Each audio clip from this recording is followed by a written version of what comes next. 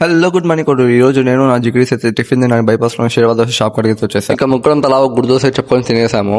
ఇంకా రిటర్న్ అయ్యేటప్పుడు మా బ్రో అయితే కనిపించాడు. పాపం 2 నిమిషాలు మాట్లాడడం లేదు, అప్పుడే టైం అయిపోయిందని ఆఫీస్కి వెళ్ళిపోయాడు. ఇంకా ఇంటికి వచ్చేసరికి మా బావ అయితే ఏసీ పర్సన్ ఓపెన్ చేసి పెట్టేశాడు. ఒక సైడ్ మా బావ వర్క్ చేస్తుంటే ఈ చిచ్చుబడి అయితే చూడండి మళ్ళీ తన అల్లరైతే స్టార్ట్ చేసేసింది. ఇంతలో మా తమ్ముడు చుండి తన స్నాక్స్ కొనివ్వమని చెప్పేసి తను తొడుకుని షాప్ కి అయితే వెళ్ళిపోయి ఇంటికి వచ్చేసి ఏసీ పార్ట్స్ అయితే వాష్ చేసి క్లీన్ అయితే చేసేసాము. ఇంకా సమ్మర్ వస్తుంది కదా అనేసి ఏసీ అయితే వాష్ చేసి ఫిక్స్ అయితే చేస్తున్నాము. ఇంతలో ఈ పిడుగు అయితే స్నాక్స్ కొనుక్కొని మా తమ్ముడితో పాటు ఇంటికి అయితే వచ్చేసింది. చూడండి వాళ్ళ డాడీ వెనకాల ఎలా దాంకొని తింటారు. ఇంతలో మా అక్క పిలిస్తే వచ్చేసి ఒక చిప్ ప్యాకెట్ అయితే ఇచ్చింది తినమని.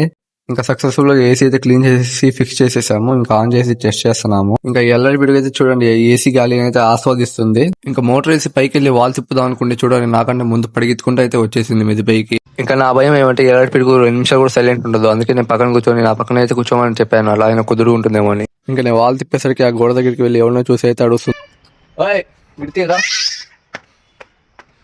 ఇంకా బయటికి వెళ్దాం పదా అంటే నాకంటే ఫస్ట్ అయితే కిందికి దిగేసి వెళ్ళిపోతుంది.